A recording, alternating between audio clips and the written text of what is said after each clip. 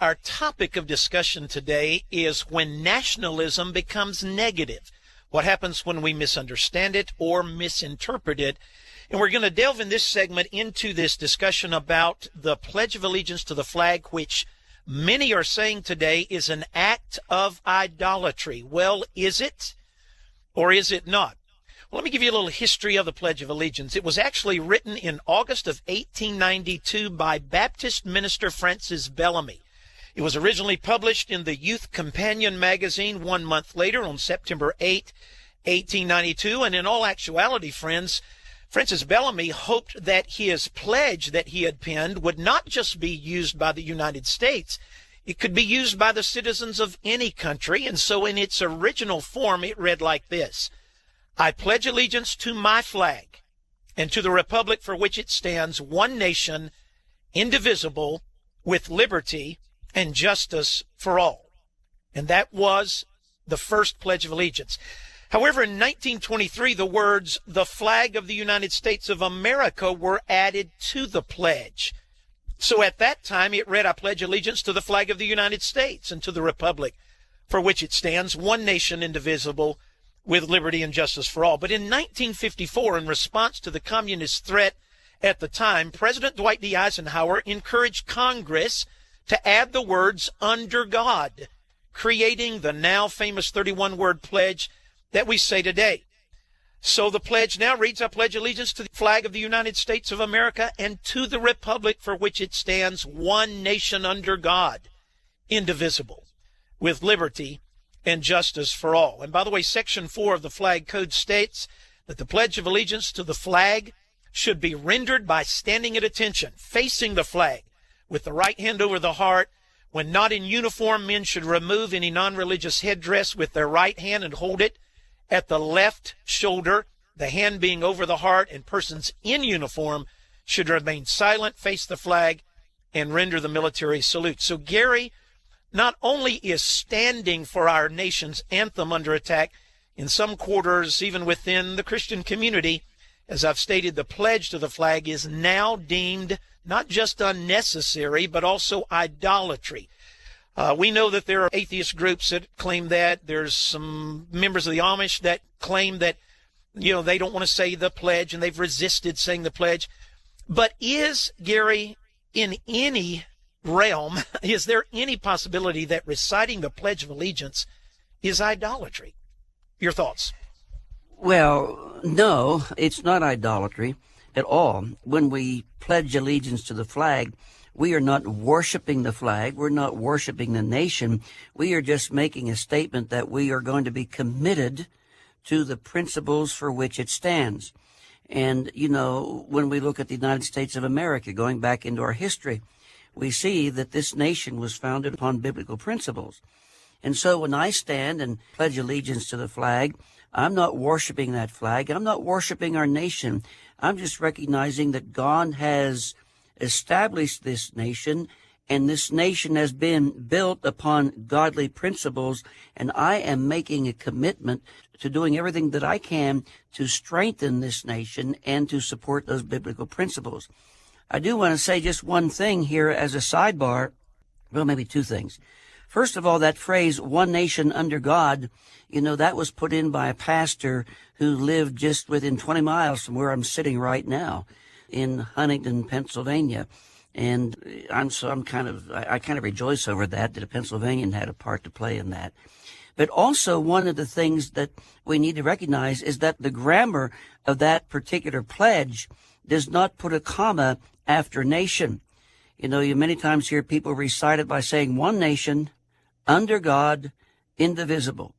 But when you read the official printout of that particular pledge, it's one nation under God. And I think that as Christians, when we say the pledge, we ought to say it that way, one nation under God. Excellent point, Gary. Sam, you grew up in a home very similar to the ones that Gary and I were reared in. No doubt reciting the pledge was not only a part of your early life, it was never a topic for debate. I mean, it was just assumed, as was the case with me and my upbringing, Gary and his upbringing. We just stood at attention, put our hand over our heart, recited the pledge. It was something, in other words, that was expected. Have you ever thought in your mind, or have you ever considered that the pledge might be a form of idolatry? And if you've never thought that, why has that never crossed your mind? Well, Dave, you are right. I grew up in Ohio on a farm out in the country. It was a very patriotic area. And that pledge was never, ever thought to be a form of idolatry. And I trusted the Lord when I was 7. I grew up in church, never heard it once preached, because it was never viewed that way. As a matter of fact, Dave, I grew up, as many would even right now if they're in church, often saying a pledge to the Christian flag. That would be very odd to have a pledge to a Christian flag and have it idolatry in the same church that we're talking about not being concerned with idolatry, because the key word for those is that what Gary cited, it's the word for which it stands. That holds within it the key word. A flag is but a representation of something. And therefore you don't worship that representation. You revere and respect that for which it stands. Now, if that flag is a Hitler swastika, I don't honor what it stands for. But the fact that it's a fabric with some markings on it, that doesn't make what it is. It's what it stands for.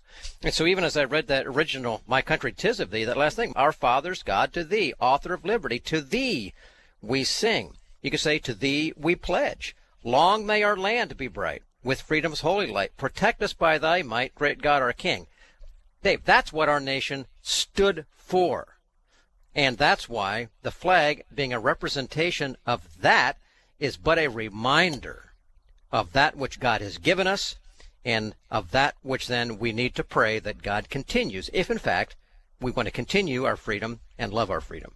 Sam, great point. In fact, you were reading my mail, because I was going to stress, as I'm going to go back to Gary and ask him actually to reference some of those passages that he cited earlier, or just alluded to earlier, that talk about nation and the fact that it's not wrong to have a spirit of nationalism, appropriate love of country, respect for country.